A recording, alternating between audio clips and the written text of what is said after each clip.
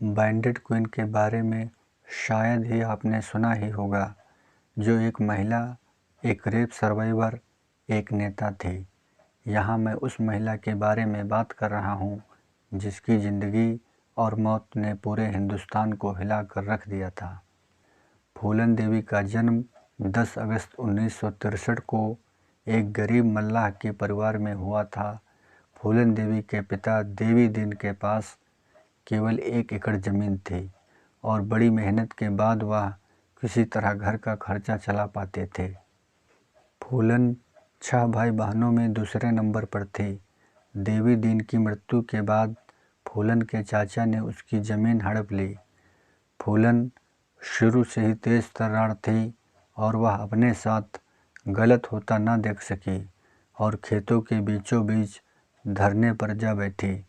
इस पर उसे अपनों का गुस्सा भी झेलना पड़ा, लेकिन वह न मानी। फूलन के उग्र स्वभाव से उसके पिता को फूलन की चिंता होने लगी और पिता की इसी चिंता ने फूलन की शादी महज 11 साल की उम्र में एक अधेड़ उम्र के व्यक्ति से कर दी।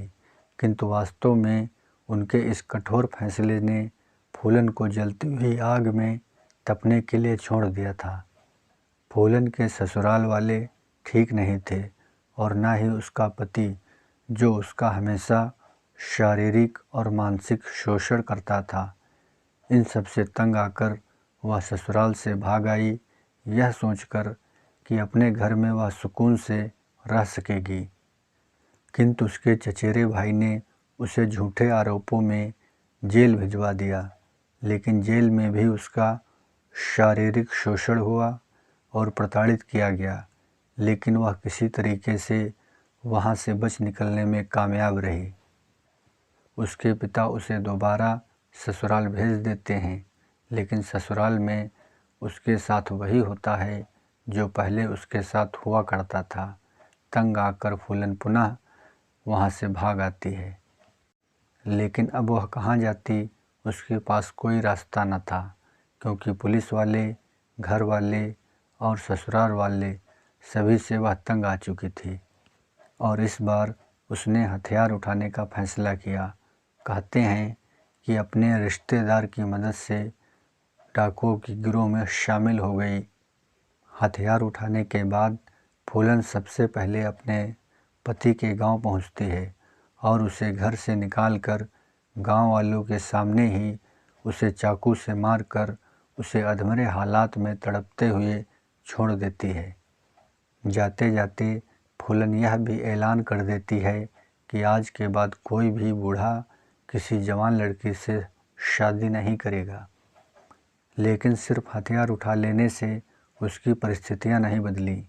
गिरोह में भी उसे कई प्रकार की परेशानियां और समस्याओं का सामना करना पड़ा। गिरोह के सरदार बाबू गुज्जर की शारीरिक भूख फूलन को देखकर जाग उठी और उसने पहले तो फूलन को बहलाने की कोशिश की और जब वह नहीं मानी तो उसने उसके साथ ज़बरदस्ती की। बाबू गुज्जर के बाद गिरोह में दूसरा स्थान विक्रम मल्लाह का आता था। उसने फूलन का साथ देते हुए गुज्जर की हत्या कर दी और अपने आप को गिरोह का सरदार घोषित कर दिया।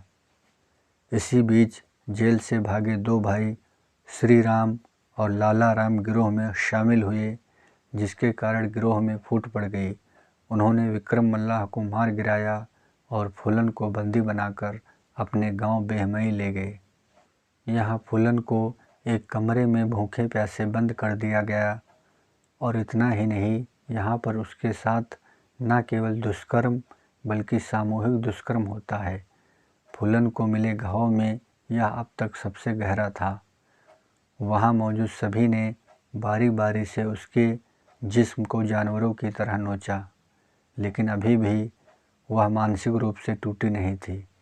इसी बीच उसे दी जा रही शारीरिक यातनाओं के बारे में उसके कुछ पुराने साथियों को खबर मिलती है और वह फूलन को किसी तरह से वहाँ से बचाकर ले जाते हैं। वहाँ से निकलने के कुछ दिन बाद ही फूलन अपने साथी मान सिंह मल्लाह की सहायता से अपने पुराने साथियों को पुनः इकट्ठा कर उनकी सरदार बन जाती है। प्रतिशोध की आग में जल रही फूलन को लगभग 7 महीने बाद वह मौका मिला जिसका वह इंतजार कर रही थी।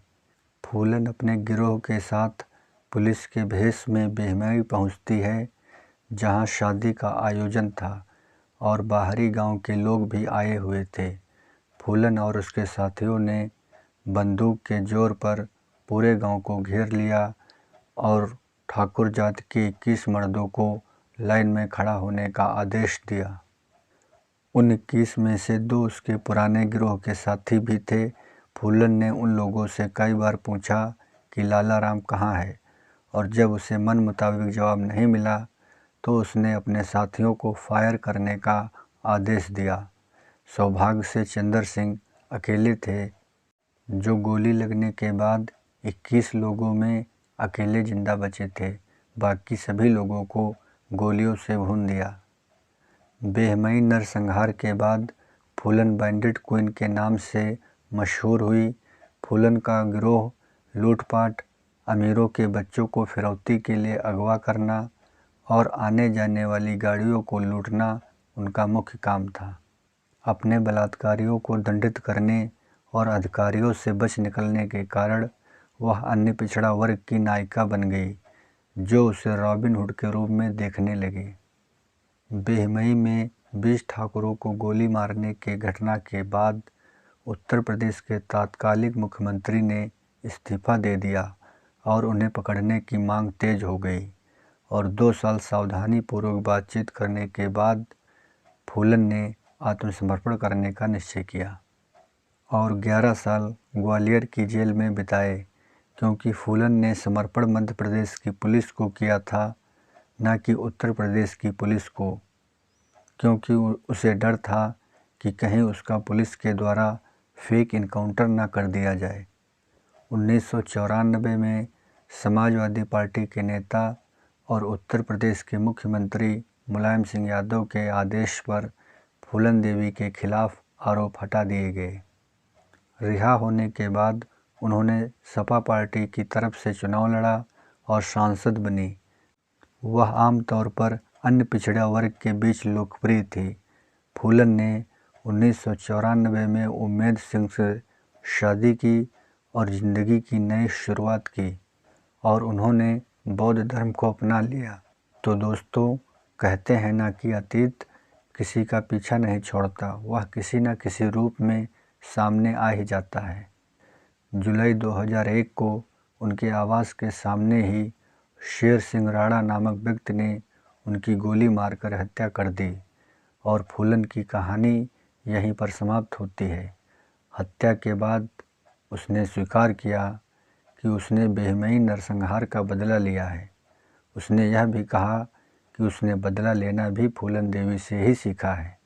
तो दोस्तों, इंसान के साथ हो रहे अन्याय को न्याय की व्यवस्था से न्याय देने की परंपरा चली आई है, लेकिन कुछ लोग होते हैं जो अपने साथ हुए अन्याय के बाद न्याय व्यवस्था पर भरोसा नहीं कर पाते हैं, और वे लोग कानून को हाथ में लेकर अपना बदला खुद लेते हैं।